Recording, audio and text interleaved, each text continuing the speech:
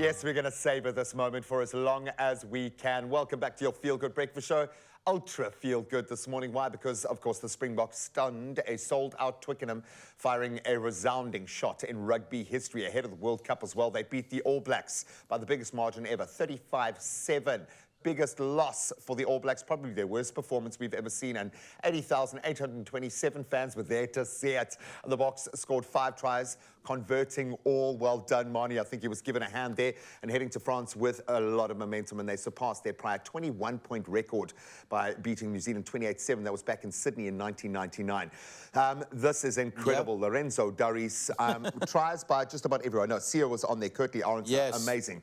The bomb squad that started, Malcolm Marx, yes. The bomb squad that came on, Bongi Mponambi, Kwagga Smith just to round it off, yes. And Mani, perfect with the boot. Yes. Before we look forward with fear at what this means for the All Black team going into this World Cup, because I think we must all be scared, let's look back. Yes. Just how big is this? How momentous is this when in that setting? Yeah. You know, at the home of rugby, English rugby to be exact, but the home of rugby as a whole, to be able to get that resounding win before the World Cup, we saw the build-up towards this. It wasn't a warm-up match. It was a test match, and I think that's the thing. Exhibition test between the two best teams in the world, or the rivalry that they've had for years, and it gives us that extra 10% boost going into this World Cup, I think. And it might have made us the favourites in a weird way, because you know, people I think are scratching their heads, because I was thinking this entire time, we're showing our hand too early, we're showing our hand too early. This isn't even our team, dude. This is a, and I don't want to say it was an experimentation. It's more a manifestation of where the team is and the squad is. That we've got the ability, the adaptability to play these players. What it said to me was, we can now react when a player's in form, and we can build a structure around them. So we're not just all structure and system, or all stars putting their hand up. Now we can merge those two, which is a coming of age. And I say that because of Kane and Moody, okay?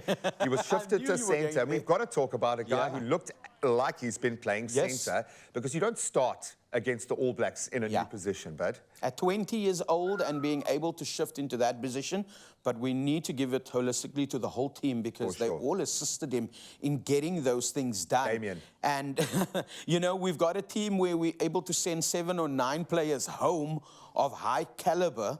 That's part of the team at the moment. That should be scary to the rest of the world.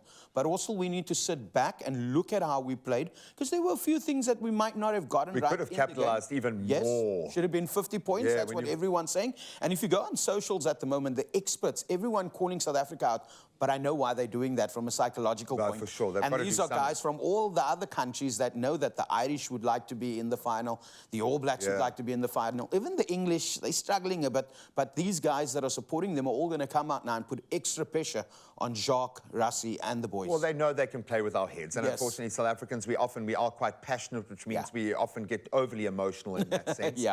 Very excited about what we can do with this, and hopefully the Boks and Jacques have created this bubble around them to just stay true to that true north. What does this mean for the All Blacks? And when I say we must be scared, there was a moment in that match where I think Dan Coles, who's not my favorite player, he's quite an abrasive guy, certainly when it comes to South Africa, but he just got that entire team to dial in. It was with a breath. It was just, and the whole team clocked in, and they were there. I've never seen a team that was under that much duress come right. And yes, they weren't able to put together an amazing performance, but they were 2 men down.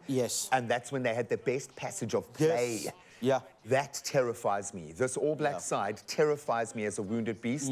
How scared should France be? France, I think that even though France beat the Wallabies, they should be very, very scared at the moment, because a wounded All Blacks team is a fierce team to take on, especially in a World Cup. So they need to watch out for it. And to have someone like Coles also in the team, the senior players that can bring everyone back. So there are a lot of leaders. From a psychological point, they've worked on that psyche to be able to bring them back into the zone. I've seen it many a times with the All Blacks being disorientated, and 1 or 2 senior players does something. I don't know if they're all hypnotized and they've got a code word, and they just bring them and they all align. And for some reason, players are running and not knowing who's on their left or their right, but they're able to get that passing. There's a connectedness. No, for sure. There is a cohesion that's amazing.